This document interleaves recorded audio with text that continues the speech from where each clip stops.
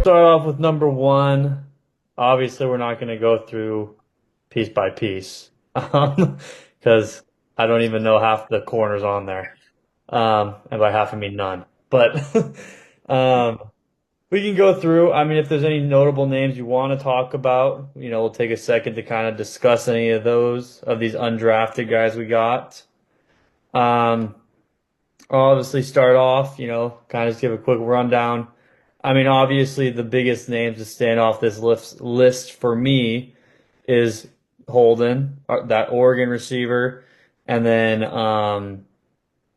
that tight end. Where is he? Um, there he is, Tyler Neville, that Virginia guy. I'll just go over them real quick. I mean, Holden, I think, has a serious chance to make an impact. Not number two impact, but could make the team impact. Um, I'll say this about our tight ends. It is insane how every year Dallas somehow manages to find two undrafted tight ends. I mean, at this point, they just need to stop drafting tight ends and we'll just stick with undrafted guys. Because it's insane. I mean, it's hit after hit every year. I mean, we already got Steffens and Spanford and all those guys and stupid Schoonmakers just taking their spot. But um, no, I'm excited for them. I hear a lot of good things about how athletic um, Fairweather is, and then Neville obviously has a really cool story. So it'll be cool to see what he does. The corners, I really don't care for any of them. I don't think any of these corners will make it. Zion Childress, I hear a lot about, so that could be a name to watch. Besides that, I don't really care for any of them. I like this linebacker. He's really undersized. I guess he went into college as a corner, they were saying, or receiver, something like that. So he's fast. Yeah, I mean, and the only other guy, I mean, Kelly, just because we're lacking receiver. He was supposed to be probably, I think, a fifth or sixth round guy. So interesting prospect. And I'll say this before I finish up. Minus the tight ends and Holden, this is one of the weakest undrafted free agent classes I've ever seen from Dallas. I mean, normally I feel like we got like at least five guys we're excited about. Or, I mean, at least the list is twice as long. Like, I don't know. I just feel like this year, I mean, the list just seems so short and it's just one of the weaker years, I guess, in that I feel like. But um, yeah, go ahead, Dan. So I think the answer to what your question is if you look at the past, we always had amazing free agents, but we always did. I felt that Dallas did crap with their sixth and seventh picks. In second. So I'm going to take it, never their seconds, but I am going to take this as they finally, something has clicked where they're bringing their sixth and seventh round picks. And I think it's a combination of this. Um, Everybody's copying Dallas. We know they've always copied Dallas. Now everybody's jumping into the free agent. So we had a golden years of Dallas being able to take advantage of the free agency where nobody was looking. And now I think you have massive competition. Hmm. And I think that Dallas, at least this year, the sixth and seventh round picks feel different than any other sixth and seventh round picks I've seen in the last 5 years. And so I'm so thrilled with our sixth and seventh round picks that I don't really mind. Now I will say that I've heard really good things about that Zion. That he is a great leader. Now, do we need him? We don't. Um, Holden, I'm hoping shows something, but there's nobody on this team on this free agent list that I think that Dallas needs or is really going to make it. I think Holden and Zion are probably the only two that will probably make make the team, unfortunately. So go ahead, David. Well, I'm kind of a fair weather fan of these tight ends. Just kidding.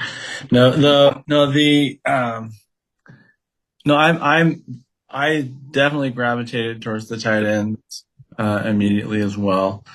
It's interesting how we don't even take a sniff at a fifth round or a sixth round tight end or anything like that. But with that said, also I like the stories on Holden, Hmm. and I like that the Oregon coach um, said, "Oh, this was a cool. This was a cool story that I heard."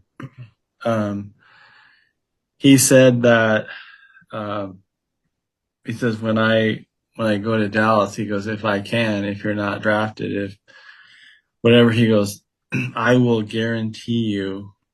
I mean, and he can't. He's part of an organization that's bigger than him. But that coach said, "I will do everything I can to bring your family to Dallas." So I thought that was really cool. Yeah. It was just a really cool story. Um, and then the other thing that I follow, it's kind of like with,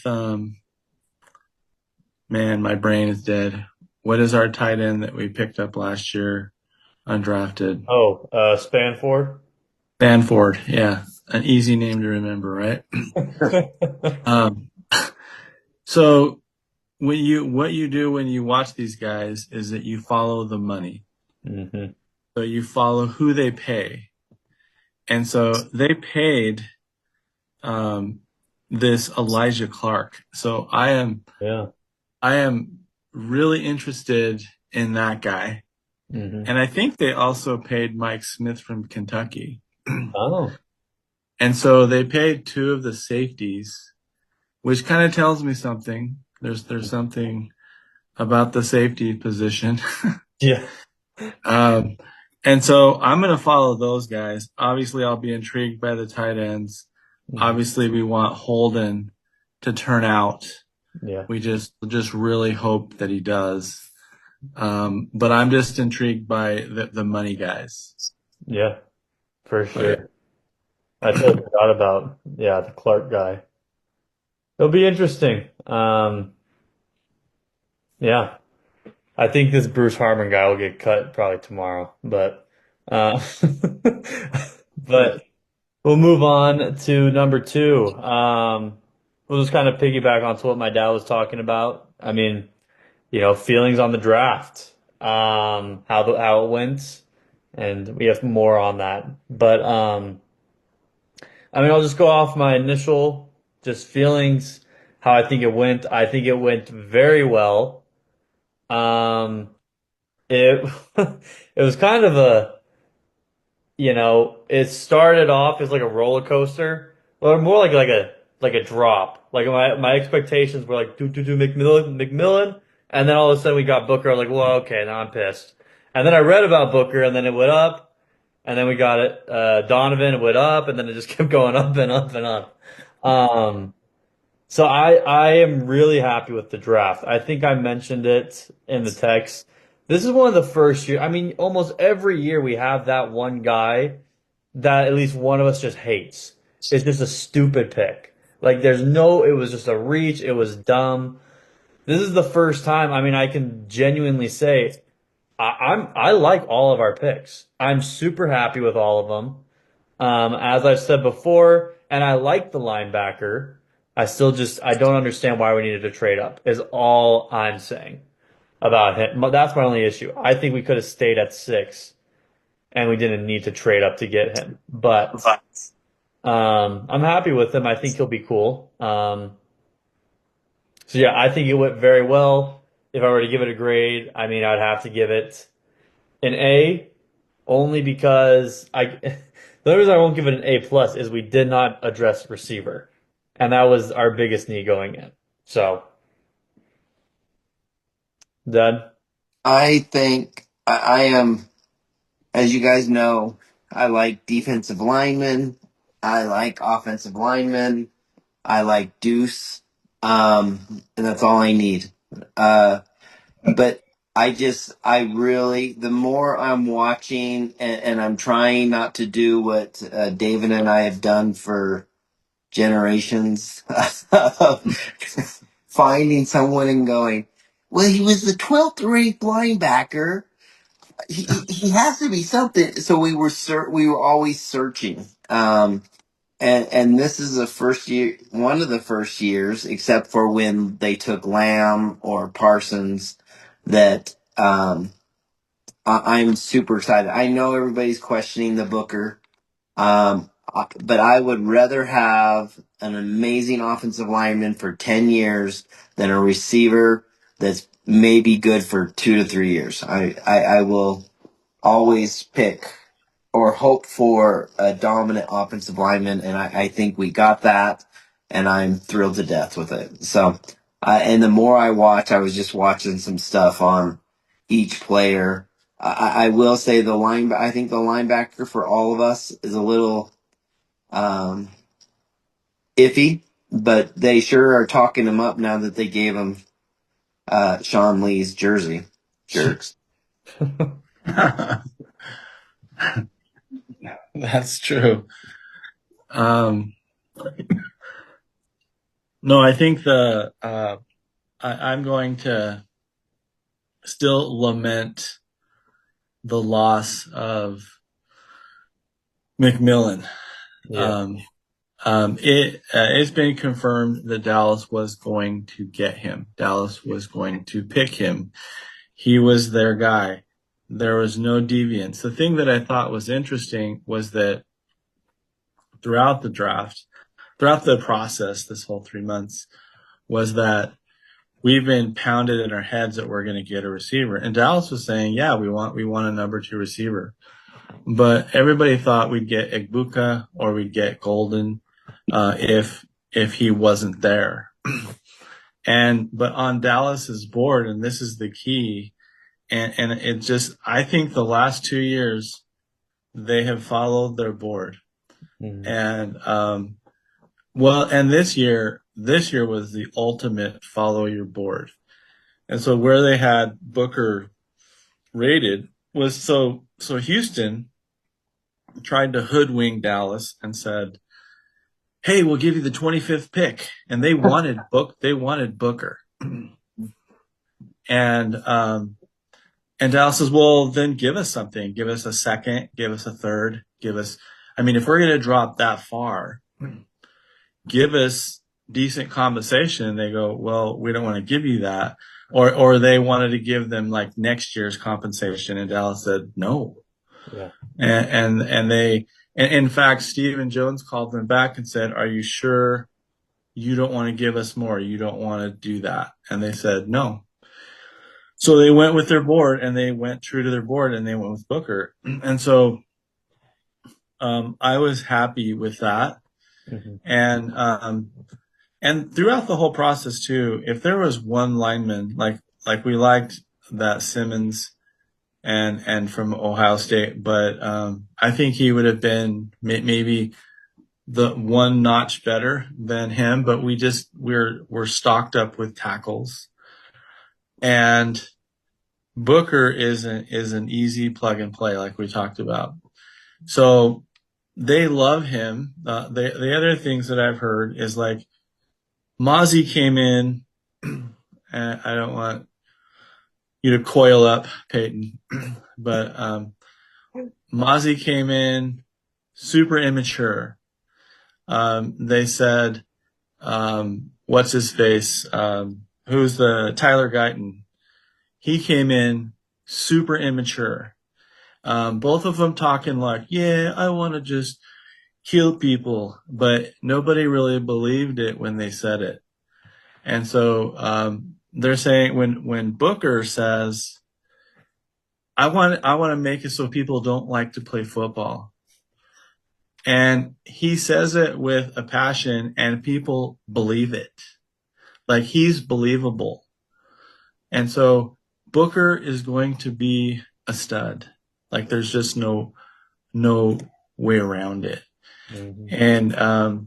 And so I am excited, and like Travis, like I wasn't so excited about an offensive lineman, but weirdly, when we picked Booker, I went, I wonder how we would have really covered that hole at right guard when like Jalen Carter is smashing through our line. Yeah. So I kind of had like this subtle like, this will really help us. And then so the three things. So they talked about the maturity of, and I don't even know how to say his name. How do we say the second round pick's name? I don't even. Donovan. It's Donovan. I'm going to call him Just Donovan. call him DE. There you go. But they said he is mature, like incredibly mature, and they said this guy is not. He is going to be like, he might not start, but he is going to contribute on passing downs, and he is going to be an immediate impact, and he's super mature when you talk to him. And then Ravel is like, the guy is a tackle machine. He is like, Trayvon Diggs is not that. And I want Trayvon to be great again and all of those things. But Ravel is so mature that they were talking about rehab, and they're saying they're kind of criticizing Diggs for not taking his rehab seriously.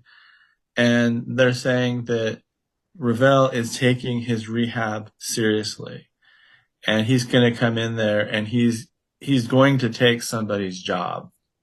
Yeah. And that's what you want. You want competition. You want that. And so those three guys, like, off the charts. And so if you're, talking about Detroit, when they nailed it like a couple of years ago, and they got on the tight end, the running back, they got all those guys, they just hit. Yeah. We hit on all three of these guys. Now, I'm hoping these other guys turn out. Jaden Blue, I think he'll be part of a committee. I think, I am surprised by like the offensive tackle we got from Oregon. Reading more about him, like, oh wow, he looked like garbage. I, like Travis said, we usually get garbage in 6 and 7, and I'm going, dang, these guys look like they could make the roster. Yeah. And then the Tech one from UCLA that is like a 4th round value guy that I didn't realize. They said he won't have pass rush like Mozzie does, but they said he will be a run stopper. Like, he will be a space eater. And so that's cool. And then again, that last tackle I don't know about, but it's good competition. And this is what I'll say. The last thing I'll say about it is, I think that in like the Schoonmaker draft, we went, oh, all of the tight ends are leaving. Let's panic and let's grab him. When we should have done what we did in this draft and just went, screw it. Yep. And let's just screw it. Let's just get the best value pick. So somebody did something this year more than previous. Someone said, we are totally staying with our board. Yeah. And everybody wants that, but then they complain because we don't get the needs that we need for Dallas. But they stuck to it more than ever, and we hit. We did. And so it's. I mean, look at the year we got. We were desperate to get Mozzie, and Mozzie will take. Maybe he is developing, and maybe that's okay. But there was a defensive end that went to Philly that's killing it, that we probably should have taken. Yep. And so we were so desperate for need that we can't draft like that. We have to fill with free agency, and we have to just go BPA. And that's what they did. And it's awesome. Yeah. No, for sure. And on top of that, I noticed what they were saying is this draft class, the biggest thing that relates all of these players together is they're all players that can be leaders of their position group. You know, they're all players that could be captains at some point in their career. They're natural leaders. Like you said, Donovan, especially Booker. I mean, Booker's almost like he's such a leader. He's almost like autistic. Like it's, like I mean I love it, but like he's so just straight to the point. And Donovan, he's a leader. Like all these guys are people that kind of how our 2016 draft went. You know, those were a lot of guys that became leaders in their position groups. This kind of feels like that year where these are guys that can become leaders of their groups. So. We'll jump to number three. Which rookie will have the most impact year one, obviously? Um, let's see, I'll go first. I mean, obviously it's gonna be Booker. Just because, I mean, like you said, David, he's plug and play. And that spot's open. I mean, he will make the biggest impact in the fact that we're going to see the run game change with him added. Um, but I mean, I think there's a lot of guys that will make an impact in the sense that I think Donovan, as much as I wanted Sam to turn out, and I won't say I'm not saying I give up on Nealon yet. Um, but I think Donovan will jump ahead of those guys. Um, and then, uh, the other guys, I mean, I'm not going to jump on any of them yet. I will say this, and I know I'm also just super high on him, but Toia, our D tackle, I'm telling you, he's going to make an impact. We're going to almost be like, wow, this is what a nose tackle's supposed to do. Not whatever the crap Maisie was doing, freaking picking his fingernails. Um, so I think he will make, but yeah, overall, biggest impact will be Booker. I, I mean, I think we almost have to take Booker off the field because we know he's going to start. Yeah. We know he's going to play well. I mean, he's going to have his rookie issues, which are fair. But I think if we take Booker out of the picture, this Donovan, the stuff I hear about him and the moves he has, they talk about. I was watching. We had state conference today, so I had time to see some articles. But they said that he has all the moves. Like he's not just somebody coming in who can rush the passer. He that has great bend.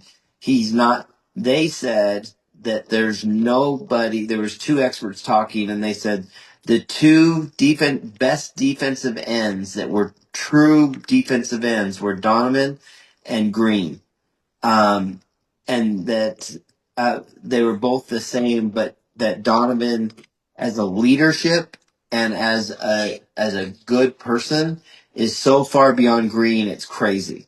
But what I loved about it, so I'm going to say Donovan because what's going to I just have. I think he's going to surprise everybody, even though we have two guys in front of him. I want Sam Williams to play well. I'm a big fan of Sam Williams, but there's something about this Donovan that he reminds me of a Parsons coming out, and I think he's going to shock us. So I'm going to go with Donovan. I agree that we can't say Booker because I think all three of us know that he's solid. And Ravel, I think is just his injury. You know, they say he'll be ready, but I'm going with Travis on Donovan. I think this guy's off the charts. I hope that um, we re-sign that Shaq Lawson.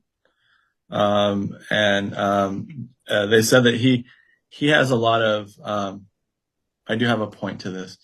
He had a lot of high expectations last year with this group, with Donovan, with Sam, with Micah, with the guy we got from the Washington, Fowler.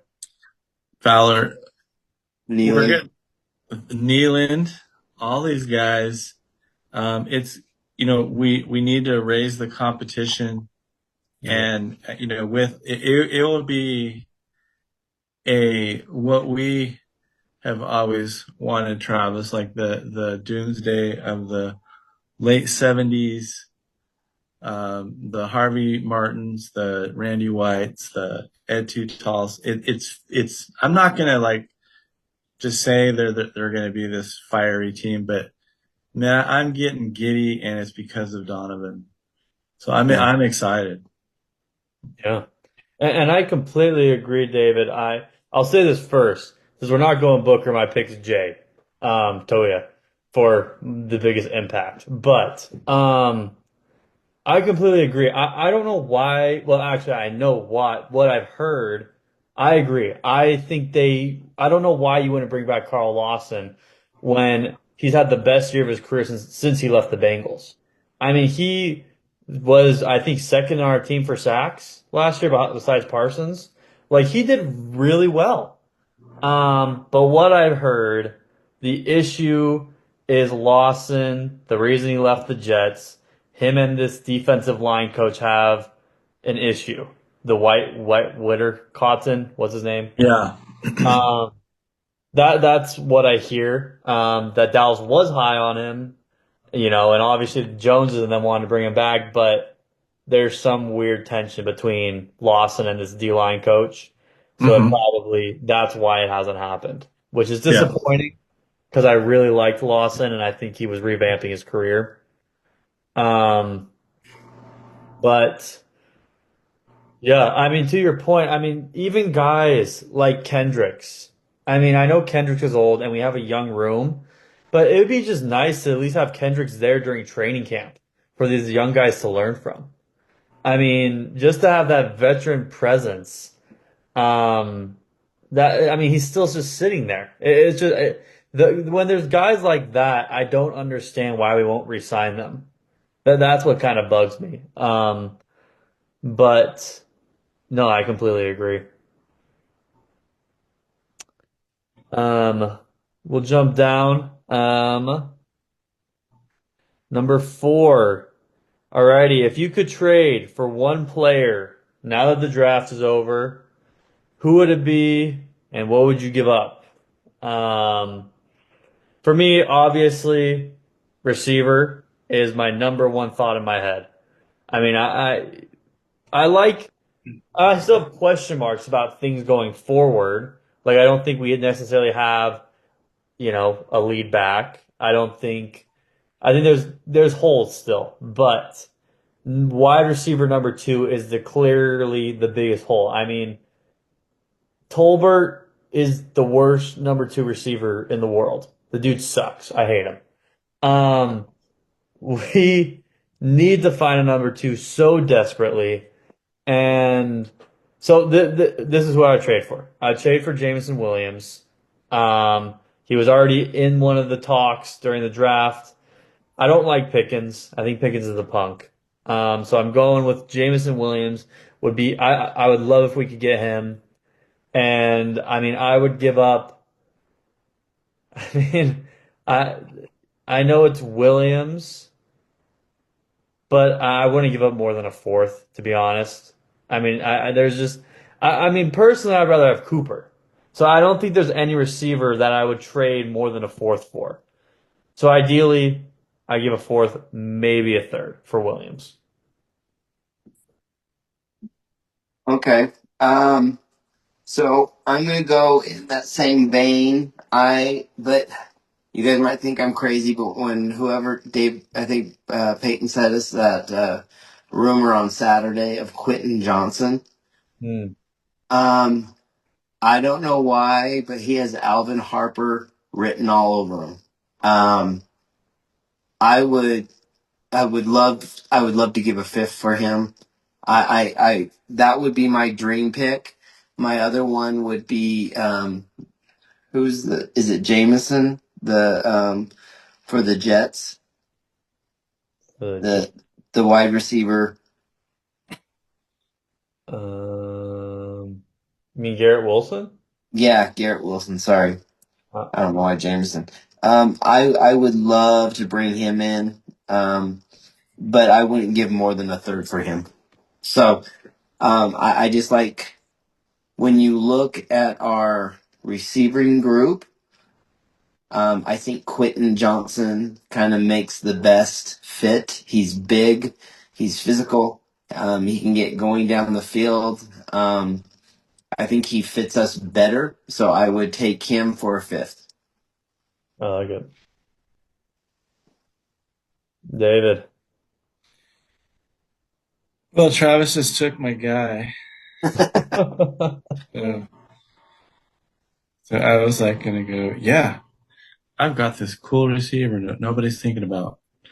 No, no, I really like Garrett Wilson. I think that we'd have to give up like a third for him. Mhm. But so I'm gonna switch gears, and so I still think we.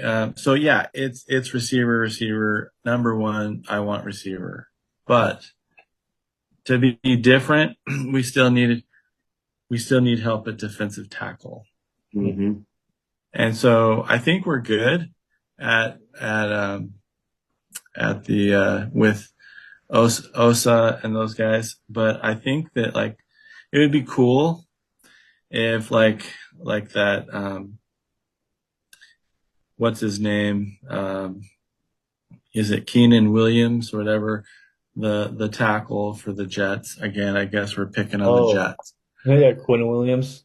Yeah, hoping that they're stupid, but if we could get like aggressively get a defensive tackle, and even another linebacker, I would be excited. Obviously those were our big needs in the draft, and so if we could just have a sneaky cool trade for a defensive tackle, I would rest a lot more easy.